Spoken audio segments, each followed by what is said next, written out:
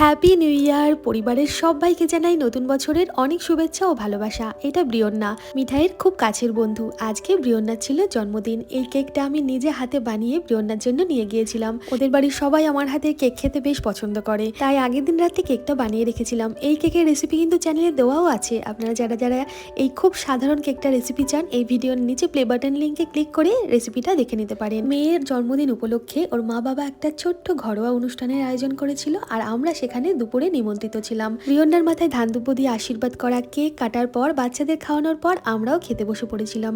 দুপুরবেলা গরম গরম ভাতের সাথে প্রথম পাতে ছিল পারমিতা মানে ব্রিয়ন্নার মায়ের হাতে স্পেশাল মুসুরির ডাল, সাথে আলুর চিপস। সব রান্নাবান্না পারমিতা নিজে হাতে যত্ন সহকারে করেছে। ডাল দিয়ে খাওয়ার পর ছিল চিংড়ি মাছের মালাইকারি, চিকেন কষা, ফ্রুট চাটনি আর পাঁপড় ভাজা। পায়েসও ছিল, যেটা আমি ক্যামেরাবন্দি করতে ভুলে গিয়েছি। আপনাদের আজকের ভিডিও বা আজকের মেনু কেমন লাগলো জানাবেন। ধন্যবাদ।